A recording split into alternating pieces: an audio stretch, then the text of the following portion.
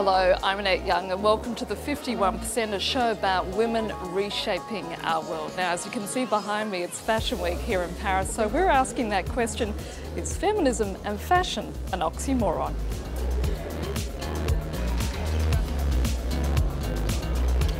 Coming up, we meet the people who decide what's in your wardrobe 2 years from now.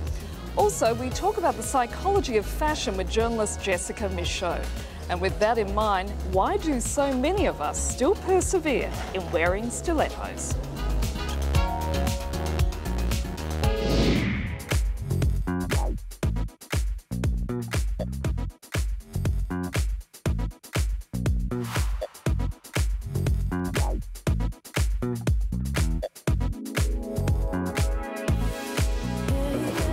We're at the Pascal Millet show, which is opening Paris Fashion Week, and of course this is the time when the fashion industry is unveiling the latest trends.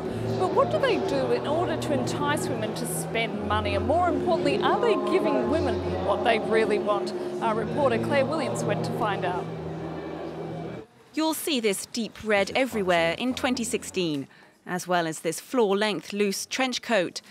Alexandre Fleveau gets paid to forecast styles, colours and fabrics for a trends agency in Paris. Each stylist expresses what they've seen, found on the internet, in books, magazines and exhibitions. Everything that can feed our imagination.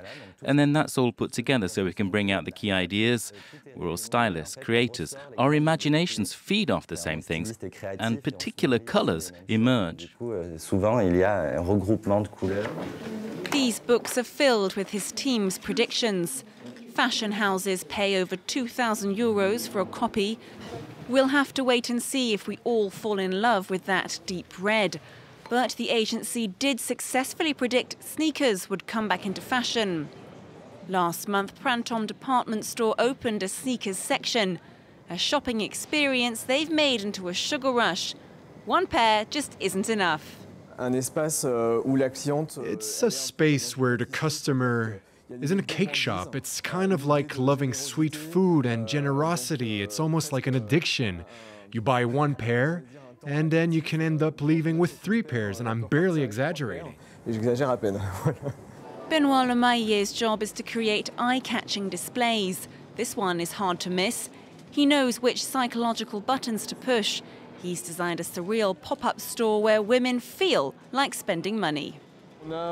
We have sneakers, accessories, and of course, ready-to-wear clothes to really create this surprising wardrobe. And it has to be said, it's a long-term piece of work. It took about 6 to 8 months to develop. But labels still need to know what women are looking for. French brand Comptoir de Cotonnier thinks they've found the magic formula. The Comptoir de Cotonnier customer is one who's into freedom and simplicity. She's a woman who likes fashion but who isn't a slave to it. We don't impose products or trends, we suggest them. Marie-André's customers are today's working women. Founded in 1985, the brand has grown as more French women have joined the workforce and their shopping attitudes have changed. Customers are more and more demanding, inflexible. There are mass-market labels that cover the whole spectrum of fashion and trends. So we need to have our own part and offer a style that's different from the others.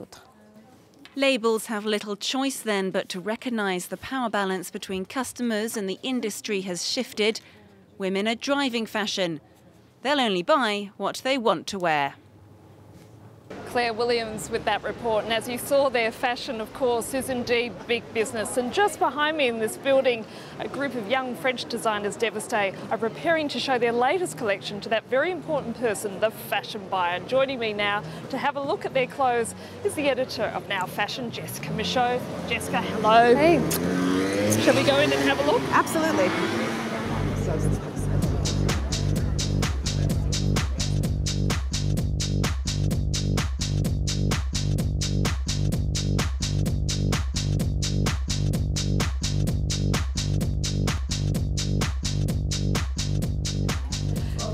Michault, thanks for being with us. Let me start by asking you that question. Is feminism and fashion an oxymoron? Absolutely not. Absolutely not. Feminism is a huge expression of fashion. It's one of the things that designers go to for inspiration almost every year. Women are the buyers of the fashion. Women are the buyers of almost everything in the household. So you want to cater to their needs, cater to feminism, as it were. So what impact has feminism had on fashion design in the last 20 or 10 years? Well, I guess the perfect example would be in the 80s when women were going into the workforce and they were dressing like men, the big shoulders, the outfits that were supposed to look like men. That's all changed. Today, designers and women are wanting clothing that express them as women. They have their strength, but they're also their strength and their power as a woman. And that needs to be expressed in the clothing that they wear, and that's what they want. So are we seeing that being reflected in the nature of fashion designs these days? Absolutely, absolutely. Designers have to listen to what women want, and what women want are clothing that echo what they need, which is clothing that's functional, that works as hard as they do, but also shows them as women and not as smaller versions of men.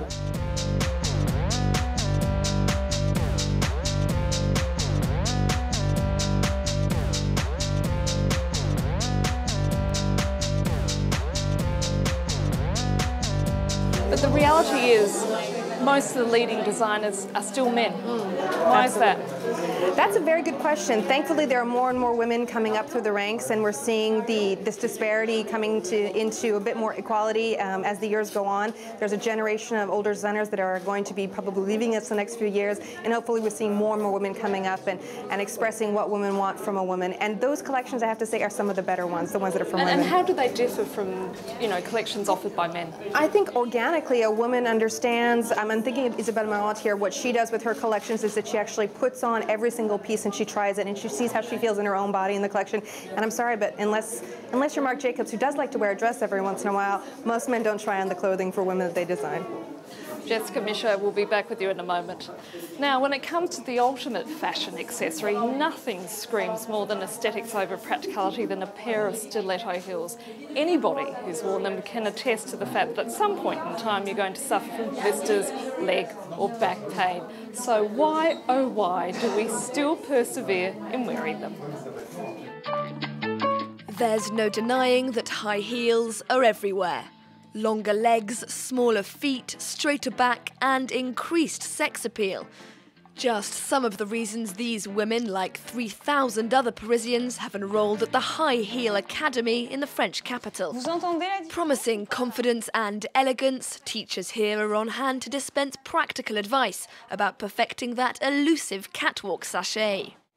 Rule number one, high heels aren't about being fast, they're for princesses. People are just going to have to wait for you, and that's non-negotiable. When wearing heels, slow down. But for every slimmed shin, there's a blistered bunion. And for every enhanced bust, there's a fractured ankle. Despite medical professionals' warnings about the harm caused by wearing high heels, everything from hairline fractures to spinal damage, many of us still persist. But for the young crowd gathering at the Palais de Tokyo for Paris Fashion Week, high heels divide opinion. There are so many ways to feel confident. As a woman, it can be nice to have a kind of masculine edge, which actually can be very feminine. And as far as sex appeal is concerned, you don't have to wear stiletto heels all day to be seductive. High heels aren't at all vital, apart from exceptional circumstances like today. But otherwise, in everyday life, you can absolutely do without them. Even if old habits die hard amongst the male population. With high heels, let's just say that women are even more lovely. But luckily for self-confessed heel addicts like Paula, women can have the best of both worlds. Look, I have this bag, very tiny, very simple, Paris, and then I have my shoe. Jessica, do you ever think we'll see the death of the stiletto heel? I'm sorry to tell you that probably not. We will never see the end or the death of the stiletto heel. But at the end of the day, it's all about sex, because sex sells, doesn't it?